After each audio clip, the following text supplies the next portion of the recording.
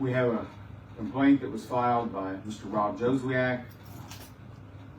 In a nutshell, it was about access to watching voter canvassing on primary night, and he was turned away at the front door.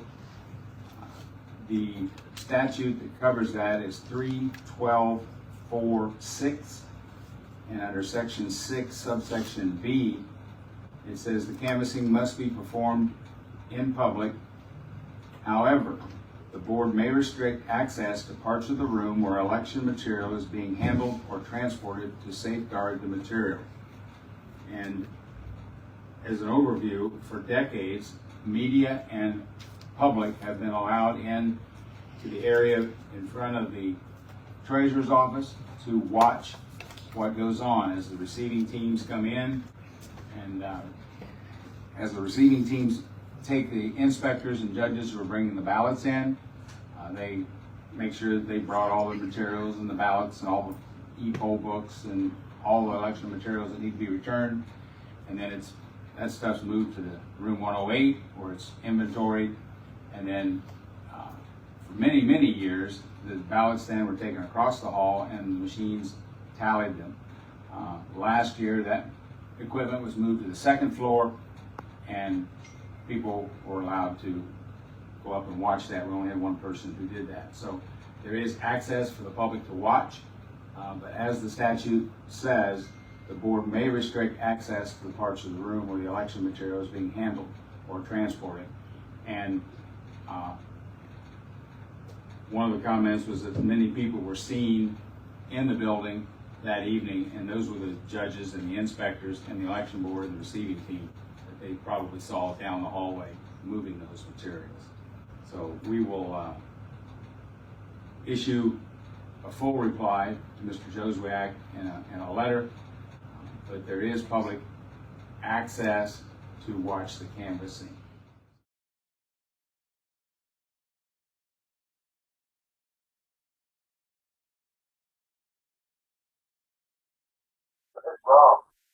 Yeah, I want to see if we got access to the vote now.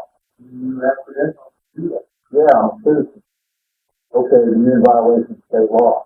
We have right full public view of the election. And it's tabulated. We are supposed to, we the people. The people. We're supposed to have full access. You have to have credentials before. No, I got credentials. I'm a citizen. Sorry, Rob. I mean, I just want to see if you're in violation of state law. He's not allowed to be in. Russ is kicking out right now. No, I mean, that's a violation of state law. Absolute violation of state law. You don't have to have credentials. The people should be allowed to see the tabulation. I need it. Yeah, that's funny at all. Yeah. I mean, what's your name? I'm Deputy Britt. Deputy Britt, okay. I mean, I'm just for the future. I mean, we just were curious if they were violating how they are. They're actually violating. I have no idea what they're doing. I'll walk you with my people. Okay, not just this. This is what I call them.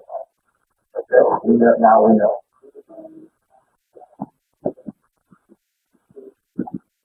Your 30 years?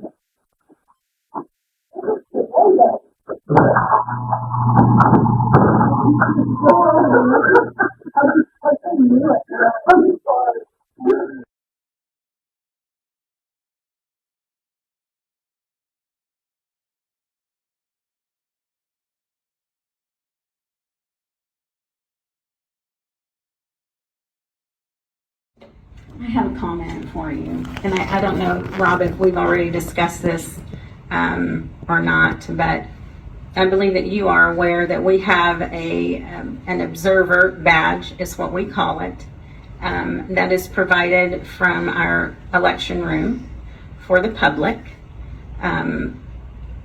We have established protocol with that badge that a person who has been given that, typically on election day, can come in, and they do have access to view the votes being tabulated.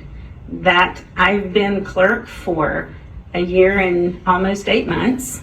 So last year's election, I know that we had an observer that had that badge, and that person was allowed to stand in the room to watch the canvassing of votes.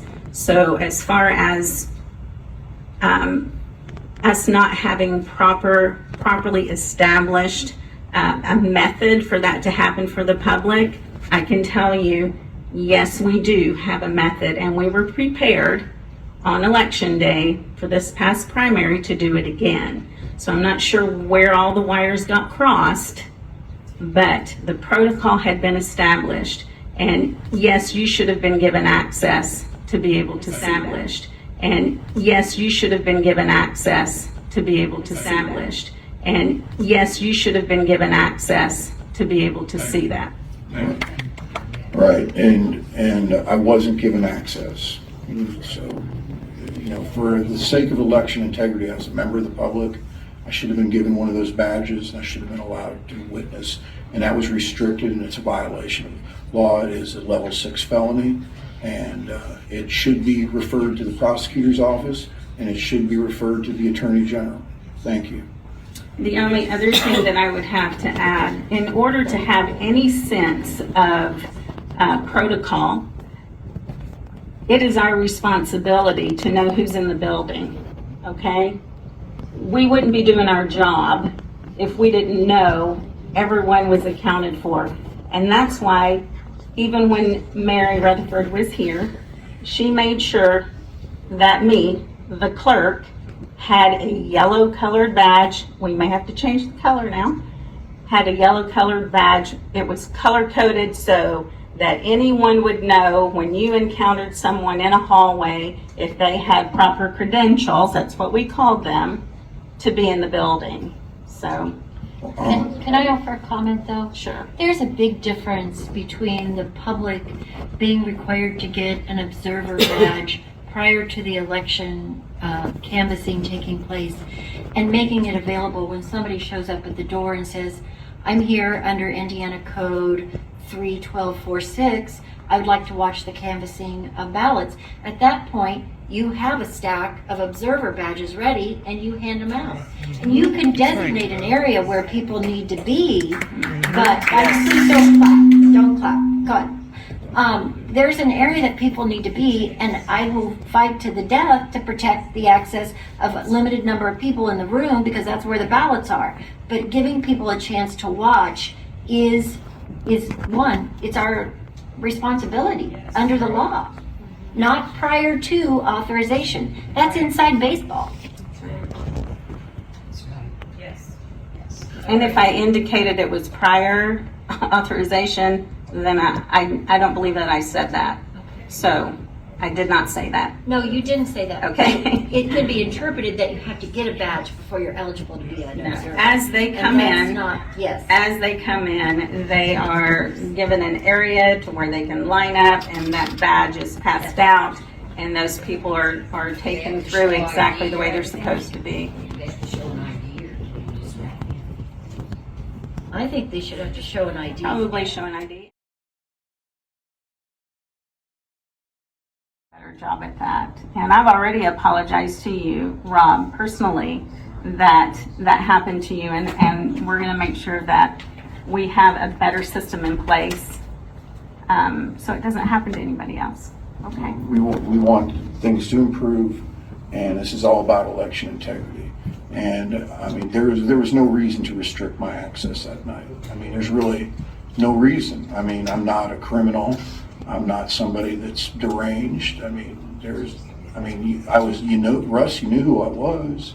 I mean, why didn't you give me a badge? Why did you restrict my access? Frankly, I was not aware of this badge system to be issued at the front door. It had always been back here in this other area. I was not aware of that change. Well, you've been up here for a long time. Again, it was a change. And how long has the change been going on? I mean, it's been a long time. I mean, I was restricted that night. It's a violation of the law. I mean, it's a level 6 felony. I mean, I've provided you with all the proof, and you know, we've had plenty of time to make sure that we have election integrity, and there's a lot of people that are concerned, and for a lot of reasons. And this just happens to be something that can be proven. You know, you were in violation, you restricted access, and I'm part of the public, and that's why I'm here today. Thank you. Can I have one more comment?